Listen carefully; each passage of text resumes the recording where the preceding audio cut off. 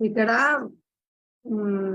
వేద వృక్షం గురించి అశ్వత్థ వృక్షం ఉంది. ఎలా ఉంది? అది వేర్లు పైకి కలిగి ఉంది, కొమ్మలు శాఖలు అన్ని కిందికి ఉన్నాయి. ఇవన్నీ కామ్య కర్మలు, వేదాల యొక్క శాఖలు, వ్రతాలు.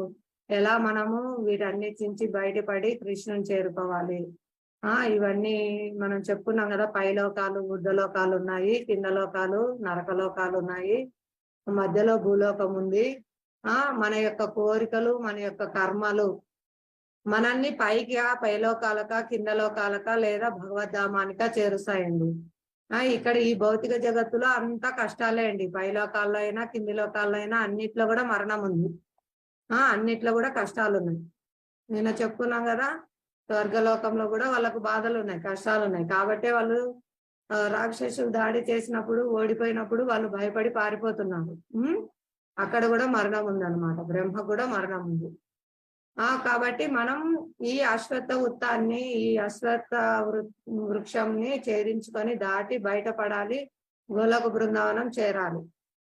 ఈ ఒక కొమ్మ మీద నుంచి ఒక కొమ్మ మీదకి మారుతూ ఉన్నామండి. ఇది చేస్తే అది వస్తుంది, అది చేస్తే ఇది వస్తుంది అని ఈ విధంగా మనం అనేక శరీరాలు మారుస్తూ ఉన్నాము. మన లక్ష్యాన్ని మనం చేరుకోవడంలో కన్ఫ్యూజన్ గా ఉన్నాం. కానీ ఎప్పుడైతే మనం భగవద్గీత ఆశ్రయం పొందుతామో, వైష్ణవుల ఆశ్రయం పొందుతామో, అప్పుడు మనం శాశ్వతమైన భగవద్ధామానికి వెళ్తాము.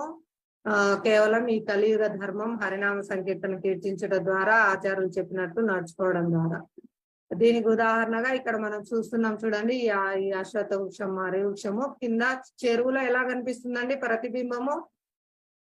ప్రతిబింబం ఎలా కనిపిస్తుందండి? కొమ్మలన్నీ కిందికి ఉన్నాయి, ఈ కాండము, వేర్లు పైకి కనిపిస్తున్నాయి.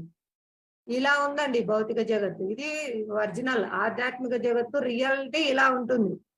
కానీ భౌతిక జగత్తు దానికి ప్రతిబింబం వికృతంగా కనిపిస్తుంది, తలకిందులుగా. చూస్తున్నారా కింద పిక్చర్ లో?